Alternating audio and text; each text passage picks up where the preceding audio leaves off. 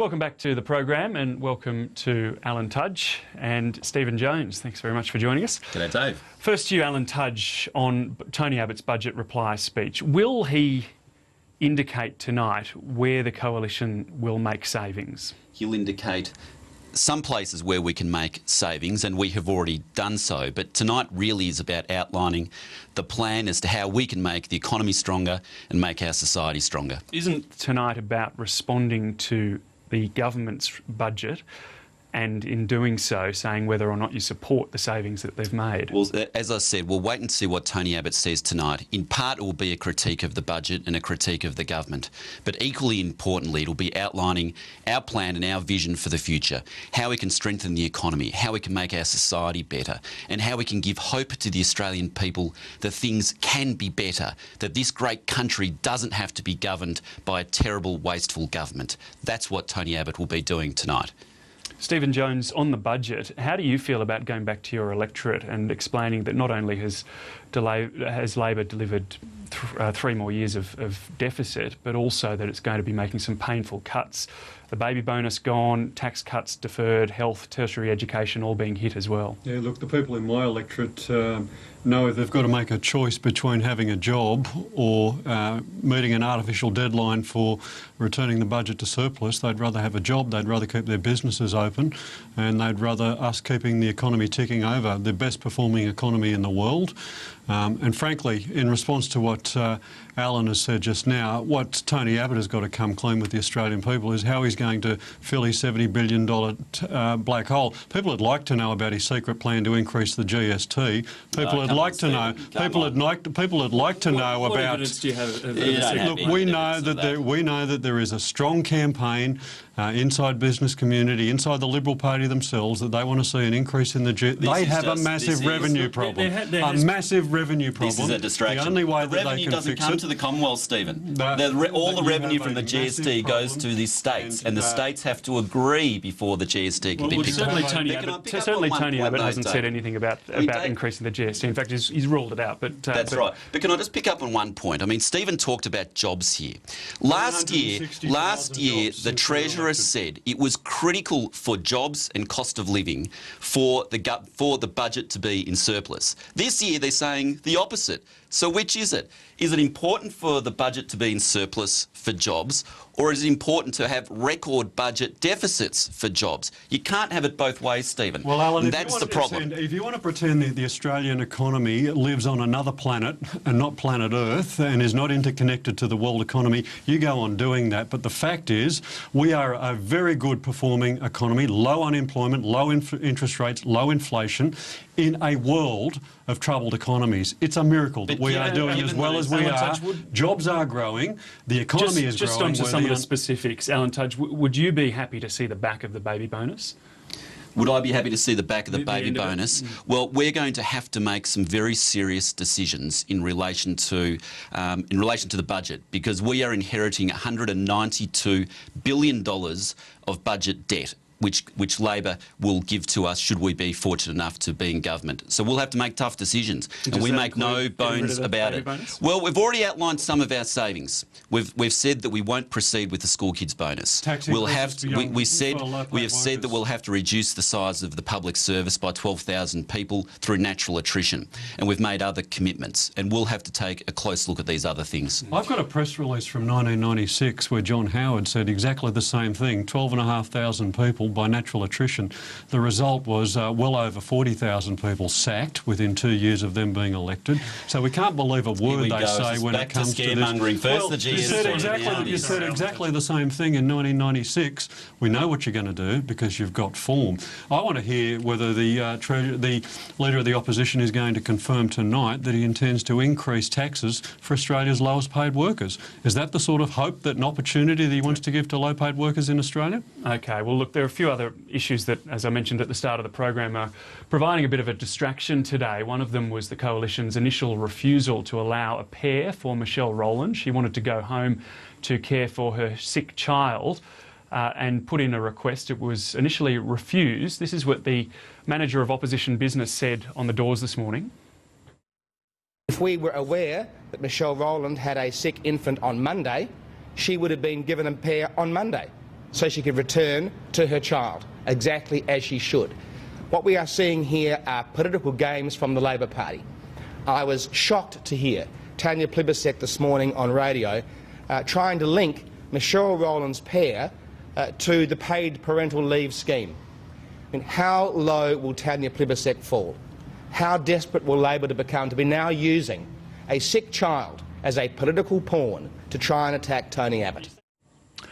So he said if they'd known, they would have granted a pair, but a letter obtained by Sky News today shows very clearly that Warren Entsch, the chief opposition whip, did know, was aware that it was for a sick child. You can see it there, that the member for Greenway, due to her child being unwell. And then the bottom line, the opposition will not provide a pair for the member for Greenway on this occasion.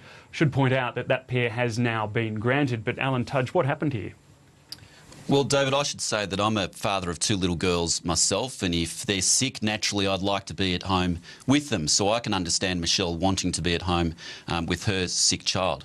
The important thing, though, now is that she has been granted that pair at the time for when she wanted it. In fact, she's been granted it from this morning, and which means that she can leave Parliament if she wants to do so immediately. Was misled, or did he mislead others?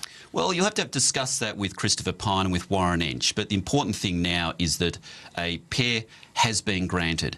Bear in mind, we take these things quite seriously, because what a pair means is it's requesting one of the coalition members to exit the Parliament in order to allow one of the Labor members to exit the Parliament.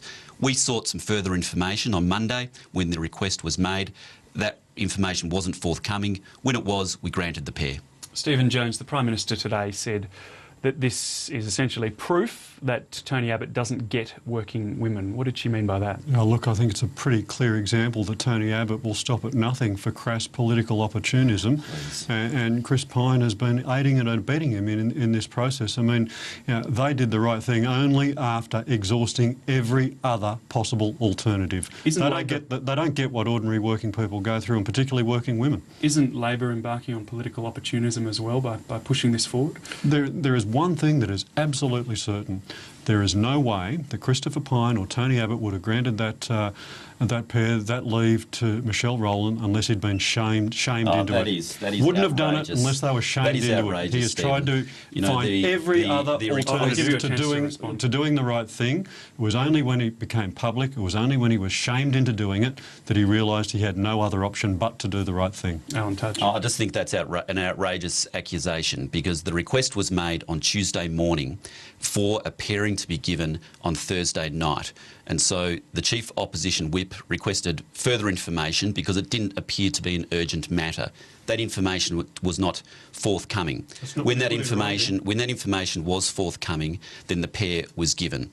Now, and the other thing I'd sort of say is that the government wants to spend all day talking about this issue. They want to spend their time talking about anything other than the budget. And the reason why is because the budget is terrible, because it just increases taxes, it increases debt for as far as the eye can see, and it's more broken promises. Well, it's not just distractions coming from the ALP. There are distractions that are being pushed along, you'd have to say, today by the coalition as well in regards to Craig Thomson. He's quitting the Labor Party. He's going to run as an independent. He's made some pretty serious claims in the Daily Telegraph today about an allegation that he was offered a pre-selection contest that wasn't a real pre-selection contest, that he would have lost and got a bigger payout. What's the evidence, I suppose, to you, Alan Tudge, that this has happened, and how solid is that?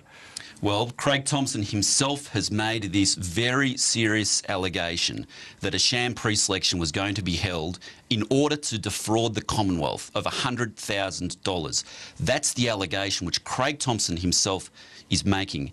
Now, we have asked the police to investigate this matter, to investigate this alleged fraud, and we're asking Craig Thomson also to come into the Parliament today and explain himself, explain who it was that tried to induce him to participate in this sham pre-selection. You've You know never what I believed him find- in the past. Why believe him now? The thing that is remarkable about it, these guys have spent the last 2 years saying Craig Thompson is not a reliable witness. Now they want to hang their hat off this beat up in the Daily Telegraph. I mean, frankly, Craig Thompson would have been ineligible to stand for a pre-selection because his party membership has been suspended. So it does not pass the laugh I test. don't believe it has It does been not suspended, pass actually, and the this laugh is the test. thing. This is the thing. I mean, It is suspended. It is the New It's a South matter of Wales public Labor record. Party, which at the moment is going through these corruption Oh, well, inquiries this is an in Sydney. absolute It's the desperate party attempt. of Obeid, it's a party of Yeah, McDonald's. But what did you Yeah, mean by guys, now now- it hasn't been suspended? I mean, it's clearly been suspended. Well, my understanding was that that Craig Thompson said today that he would be relinquishing his party membership and standing as an independent Sure, at but the it was forthcoming suspended last year. at the election. So.